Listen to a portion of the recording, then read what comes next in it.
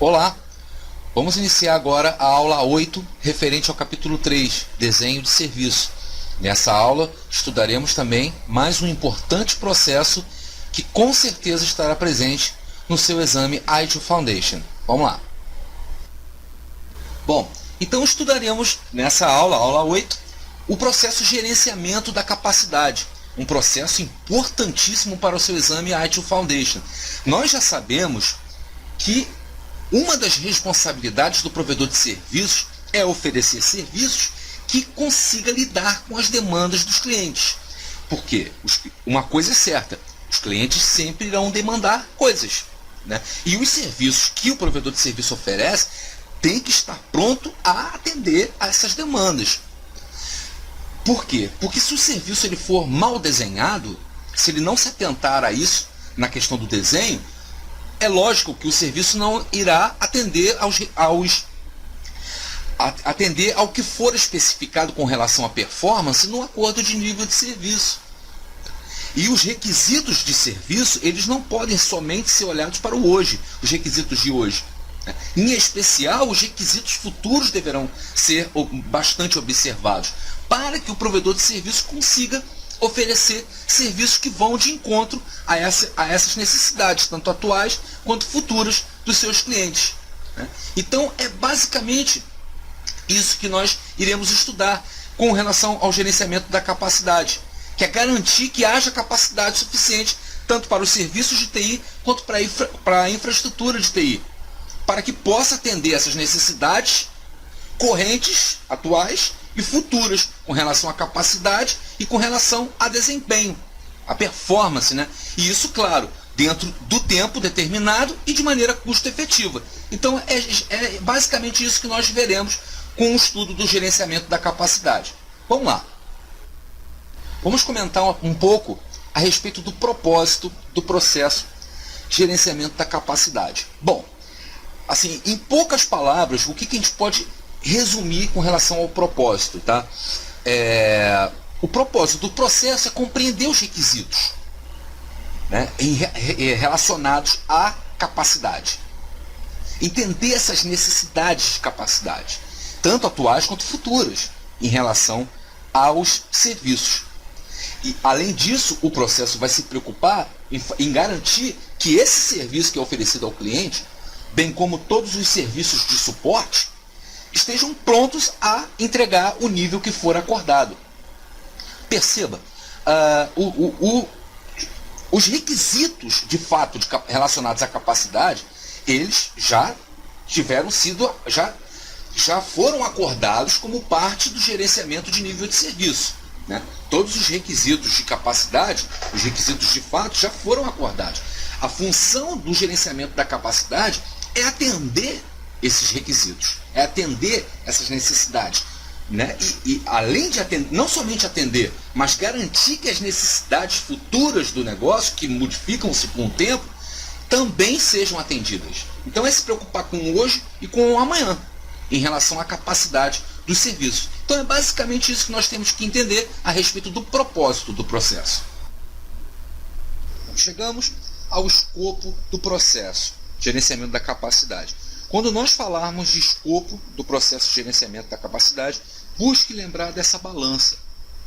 Essa balança, de um lado, conforme você pode ver na figura, lado esquerdo representa os recursos e as capacidades, e do lado direito a demanda do negócio, a demanda do cliente, tá? Então, o que esse processo ele vai buscar fazer?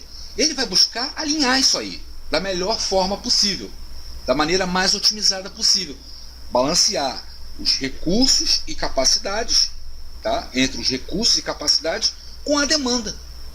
É isso que você vai se lembrar. É claro que você vai ler o que está na apostila, todos os itens que fazem parte do escopo, óbvio. Mas, se você se lembrar dessa balança, desse equilíbrio que tem que haver entre os recursos e capacidades com a demanda, já vai te dar gancho para você lembrar do que está escrito na apostila. Então, o processo vai buscar isso, tá? Então, o que acontece? Essa balança otimizada só consegue ser atingida se o processo estiver envolvido em todos os aspectos do ciclo de vida do serviço.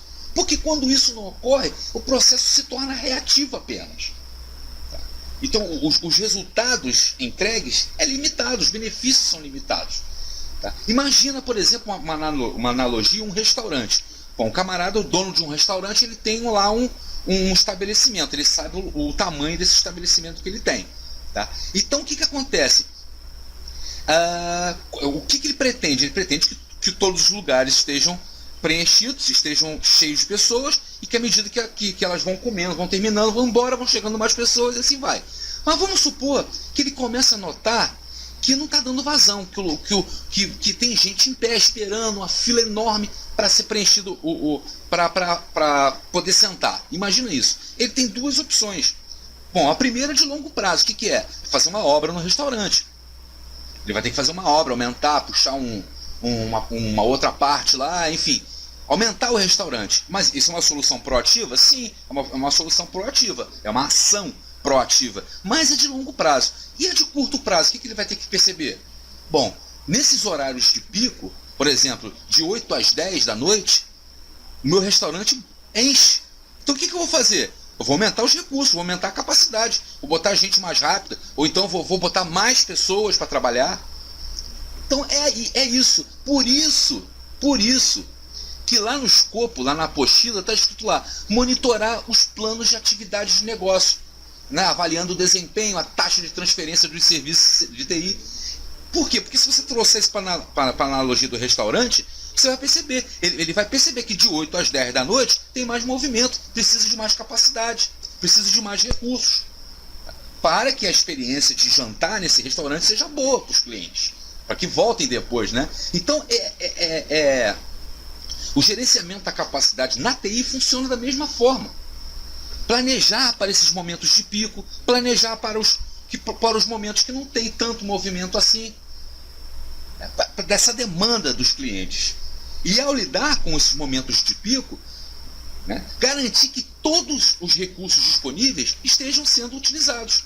E cortar, óbvio, o número de recursos disponíveis durante os períodos mais lentos.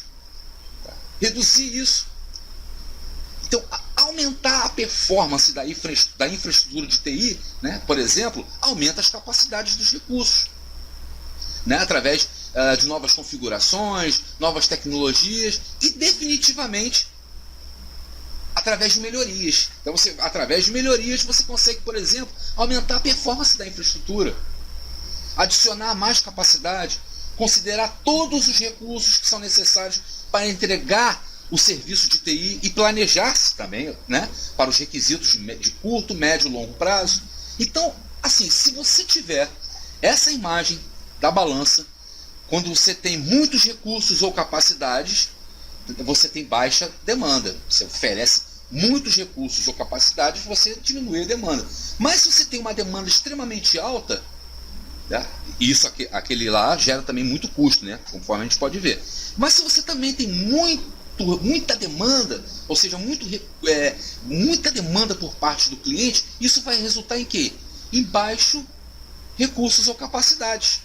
Você vai ter pouca performance, você vai ter poucos recursos, insuficientes recursos, insuficientes capacidades.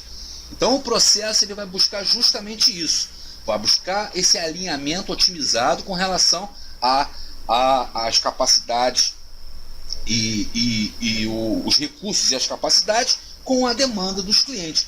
Né? Então por isso que faz parte do escopo, faz parte da área de atuação desse processo, realizar atividades de tuning, né? Ou seja, de melhorias, planejar mudanças de maneira que o uso seja mais eficiente possível dos recursos, entender essas demandas, monitorar os planos de atividade de negócio, influenciar a demanda em conjunto com os processos de gerenciamento financeiro e gerenciamento da demanda, vai trabalhar com esses processos, vai influenciar a demanda.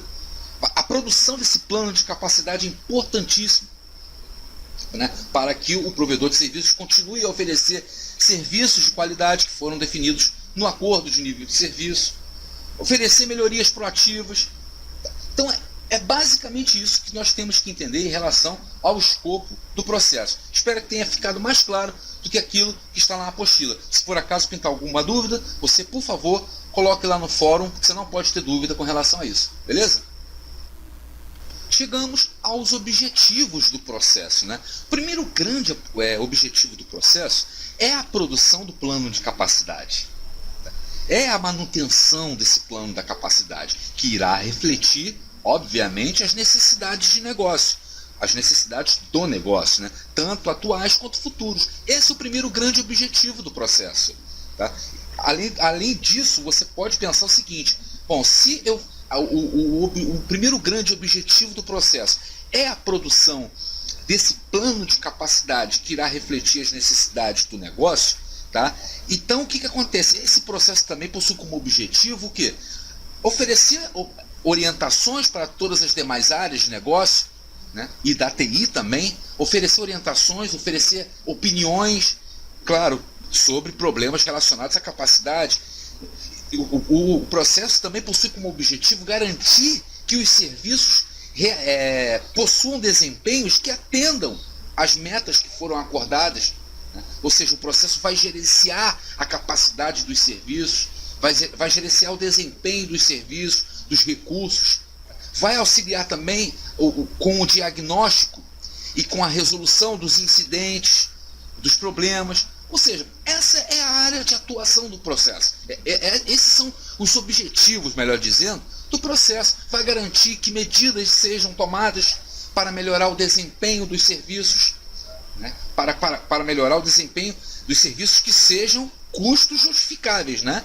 Então, é basicamente sobre isso que nós temos que entender a respeito dos objetivos do processo de gerenciamento da capacidade.